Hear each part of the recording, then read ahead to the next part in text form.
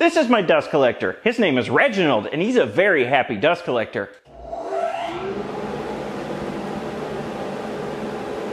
It's about time I set up dust collection for my entire shop and not just for my table saw. I'm going to be setting up my dust collection system in 3 different stages. Stage 1, which is what we'll accomplish in this video, is just going to be the basic setup of the pipes and connecting all of the machines to the dust collection.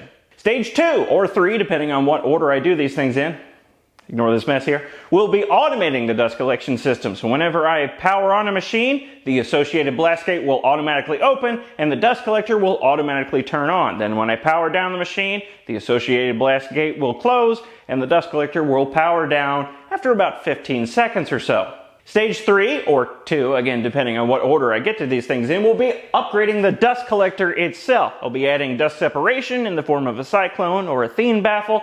I'll be upgrading this to a filter canister. I'll be reorganizing the whole thing. It'll probably be wall mounted and all kinds of stuff. Basically just upgrading my cheap Harbor Freight dust collector. But for now, let's stick to stage 1 and just get to the basic installation of the dust piping. Before I began, I drew up a rough schematic of the shop so I would know how much pipe I needed to buy and what sort of fittings I needed to get, and this is the lot I purchased based on that rough schematic. There's probably some extras in here. The main line is going to be a 4-inch sewer pipe. I've got a bunch of sewer pipe fittings and I've got all my dust collection connections and fittings and things.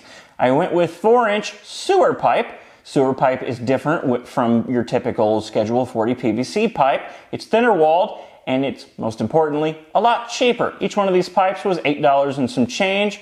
The equivalent in Schedule 40, your thick-walled PVC pipe, was anywhere between $13 to $20. So I went with this stuff for cheapness.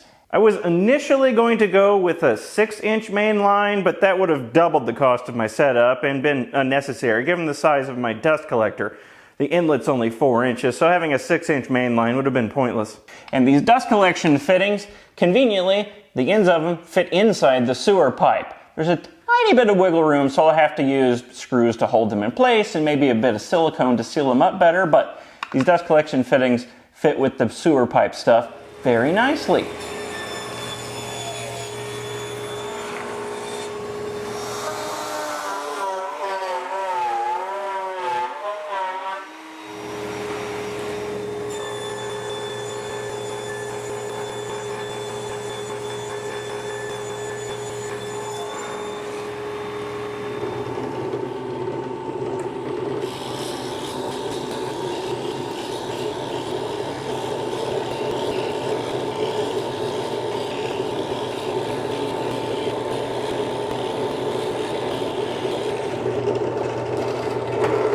All these little blocks I just made are pipe brackets to mount the pipes to the walls. These 2 counterbore holes are for these self-tapping sheet metal screws to attach these blocks to the wall. And the groove on the bottom is for these mega zip ties. So when these plates are mounted to the wall, I can slot the mega zip ties through the groove and then mount pipe on top of that.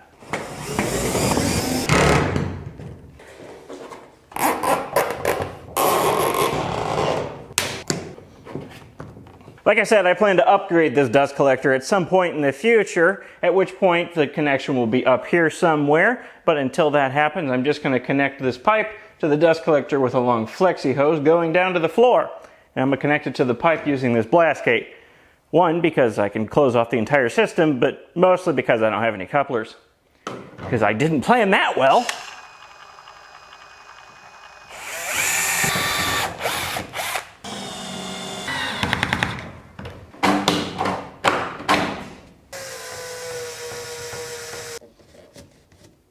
I only have 1 pipe and no machines hooked up, but I want to try it out anyway, so let's go.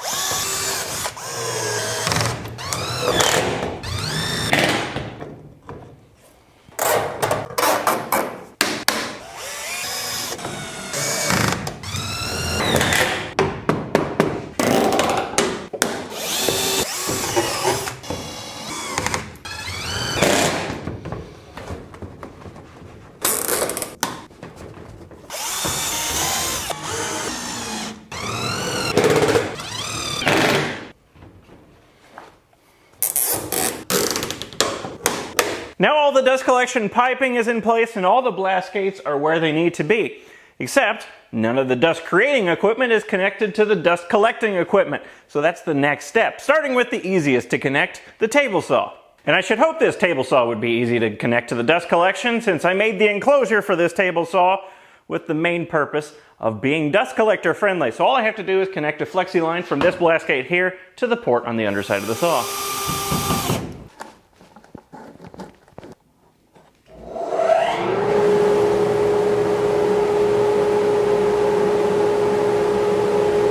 The router table in the wing of my table saw is equally easy to connect to dust collection. All I have to do is connect that second flexi line over there to the bottom of the box that surrounds the router underneath this table. The only problem is that box doesn't exist yet. I haven't made it yet. So I'm going to move on to something easier and then come back to making this router enclosure box later. My bandsaw has built-in dust collection through this port here right underneath the blade, but I'm going to try to improve that slightly, or at least increase airflow, by adding a second port right here on the side of the bandsaw, like almost every bandsaw sold nowadays has. And I would put it on the back side of the bandsaw, but this area on the back side of the bandsaw is cast iron, and that would be rather hard to drill through with a hole saw. So I'm going to put it on the front side here where it's just sheet metal and it'll be no problem for the hole saw. And then I'll connect both of these ports up to this 2-to-1 splitter here, so they'll connect to a 4-inch line and to the main dust collection system. I made it.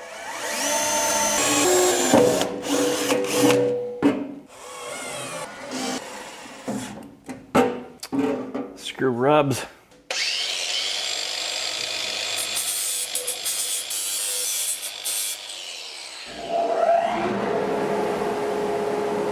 Hooking up my miter saw to dust collection was a little bit more complicated than the other tools because I took it as an opportunity to improve the built-in dust collection on my miter saw with some excessive mahogany, like you can see here. So that's a separate video that you can watch here. Since my planer now lives here underneath the miter saw in this little scissor lift table, there's a separate video about this too, by the way, I put the blast gate for the planer right here next to the miter saw, and it connects up to the planer using this fairly long section of flexi hose. So it has a nice dedicated home, but it's also still a little bit mobile. Connecting the radial arm saw to dust collection is pretty straightforward because the chips always fly straight back behind the blade. So all I need to do is build a little scoop behind the blade to catch those chips and suck them into the dust collector.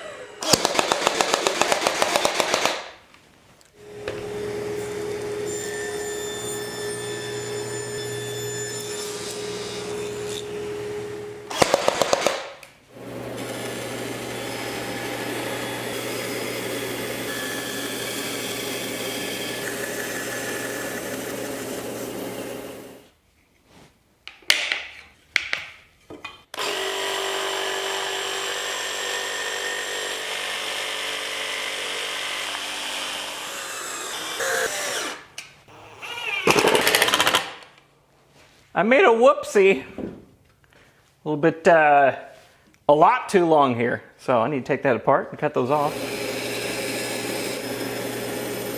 All right, let's try this again. There we go. There's this little tiny bit on the back of this blade surround here that sticks out for reasons unknown, and it bumps against that. So I'm just going to hack it off with a portaband.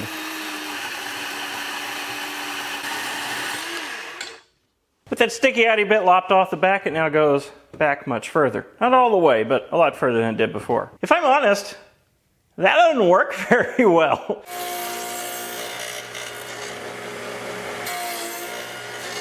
I'd say it does capture the majority of the chips coming off the blade, but way too many of them fly elsewhere.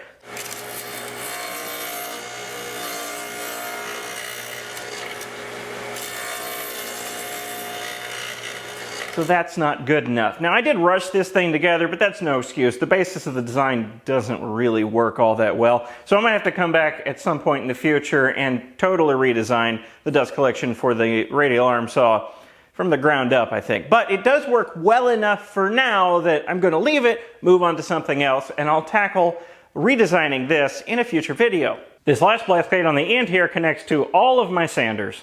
It connects to a splitter, which then connects to another splitter, therefore connecting all 3 sanders to the 4-inch blast gate. I connected all 3 of them to the same blast gate as to not restrict airflow to the dust collector too much. Each sander on its own doesn't require much airflow for adequate dust collection, so this setup works pretty well. It's taken me long enough to get this video out, so making my little table saw wing router table dust collector friendly will be a separate video that comes out in the future. You know, whenever I get around to it. Couple of things. In my dust collection piping, I used these long sweeping 90-degree elbows. I shouldn't have used any of them. I did use those. I chose those over the short 90-degree turns to increase airflow, but what I should have done to optimize airflow while still having 90-degree bends is to have 2 45-degree sections with a short section of pipe in between them. The dust collector. I did upgrade the filter bag to a 1-micron filter bag over the 5-micron filter bag. It's not much of an improvement, but it is an improvement. Unfortunately, Reginald, the happy dust collector, no longer has a face. Also, I put the dust collector on its own circuit. Apparently, this thing is capable of drawing 15 to 20 amps, so I wanted it on its own circuit. And this room, if you weren't aware, this room that I'm using as a wood shop used to be an automotive paint booth. Hence all the random colors of paint on the walls. And as such, it had an extraction fan built in it already that I'm not using anymore, so I just tapped off the circuit that was going to the extraction fan, and now my dust collector is plugged into it. So there we go, my wood shop is now plumbed for dust collection. I still have a few tools here and there to hook up to dust collection, but the infrastructure's in place. While I was filming this video, I went out and bought a jointer. I need to figure out where to put that thing first, and then I'll have to hook it up to the dust collection system. So I'll have a few more videos about dust collection out in the future, but until then, see you later. Thanks for watching.